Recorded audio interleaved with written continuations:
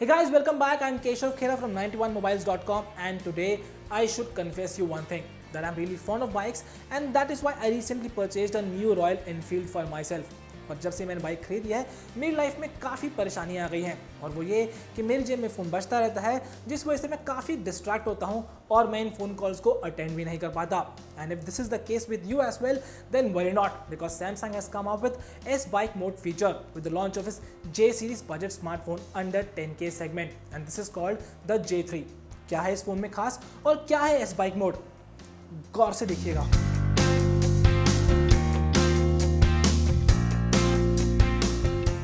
पर इस फोन का रिव्यू जानने से पहले देख लेते हैं इसके स्पेसिफिकेशंस को. Let's start with the design first. Well, then I must say that Samsung this time around has not at all followed its own design statement. हालांकि इस फोन के पोर्ट प्लेसमेंट एकदम स्टैंडर्ड ही है पर ये फोन देखने में आपको एक चाइनीज फोन की तरह ही लगेगा. Even when the phone is a 5-incher phone, it feels compact and easy to hold in one hand. और ये फोन बेशक अपने प्राइस ब्रैकेट में काफ़ी स्लिम फोन है. The rear of the device has a matte finish and 8-megapixel primary camera with an LED flash and a speaker grill. Removing the back panel exposes the user replaceable battery, a pair of SIM slots and a micro SD card slot. Now the 5-inch screen on Galaxy J3 offers good sharpness thanks to its 720p resolution. हालांकि इसके competition में आपको full HD resolution वाला display मिलेगा और इसी वजह से इसका डिस्प्ले बहुत ज़्यादा इंप्रेसिव नहीं है, पर फिलहाल आपके रोज़मर्रा के कामकाज के लिए ये ठीक है. Since Samsung has used the AMOLED display on this one, the color reproduction is just perfect and the brightness levels are decent and viewing angles are also fine. Even though it has an outdoor mode, the display fails under the direct sunlight. साथ ही इसमें Gorilla Glass की protection भी नहीं दी गई. Software के मामले में Samsung ने पिछले कुछ समय से अपने फोन्स में काफ़ी ब्लोटवेयर रिड्यूस की हैं, but this time around this phone has disappointed us because this one comes with Android lollipop. Talking about the preloaded application, this one has number of applications like my Galaxy app, जिसकी help से आप eBay, Paytm और फ्लिपकार्ट जैसी services पे best deal पा सकेंगे. इसके साथ ही इसमें आता है अल्ट्रा डेटा सेविंग मोड, जिसकी हेल्प से आप अपने फ़ोन को काफ़ी डेटा सेव कर पाएंगे वाइल ब्राउजिंग और स्ट्रीमिंग म्यूजिक एंड वीडियोज़. इस फोन की सबसे खास बात यह है कि इसमें S Bike मोड है, जो कि खास तौर पर बाइकर्स की सेफ्टी को ध्यान में रखते हुए बनाया गया है. For this all you have to do is to connect your phone with the NFC sticker और by long pressing the power button.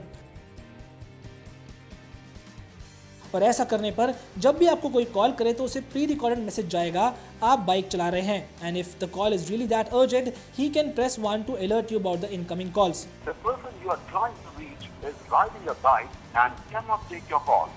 If you want the person to stop the bike and take your urgent call, then press 1. The person you are... Your call has been put on hold. Please stay on the line. आपका call hold पर है. कृपया प्रतीक्षा. Also, you cannot attend the calls without stopping your bike. Now talking about the camera, then this is just here for casual pictures only. You cannot rely on the camera. The camera is really not up to the mark. Though the pictures clicked in daylight came out to be nice, पर अंधेरे में click की गई picture से हम काफ़ी निराश हुए क्योंकि हमें उसमें काफ़ी ग्रेन्स दिखे. इसलिए अब आप भी देख लीजिए इस फ़ोन से क्लिक की गई कुछ पिक्चर्स को.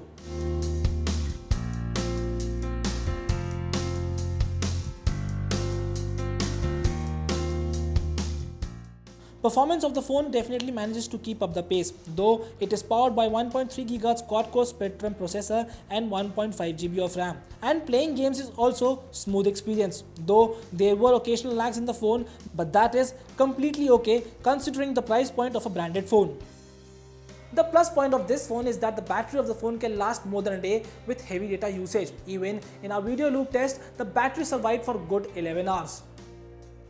एक अच्छाई तो एक बुराई, ये फ़ोन आपको स्टोरेज के मामले में ज़रूर निराश करेगा क्योंकि इसमें मिलती है 8 GB की मेमोरी जिसमें आप ज़्यादा ऐप्स इंस्टॉल नहीं कर पाएंगे. हालांकि इसको आप 32 GB तक एक्सपैंड कर सकते हैं. अब मेरा वर्डिक्ट इस फ़ोन के लिए ये रहेगा कि अगर आपका बजट ज़्यादा नहीं है और आप एक ब्रांडेड और एक कॉम्पैक्ट फ़ोन लेने की सोच रहे हैं तो 8,999 रुपये में आपको ब्रांडेड कैटेगरी में इससे बेटर कोई फ़ोन नहीं मिलेगा. But if you are open to buy a Chinese phone then I would suggest you to go for Lenovo K5 Plus, Coolpad Note 3 Plus and Meizu M3 Note.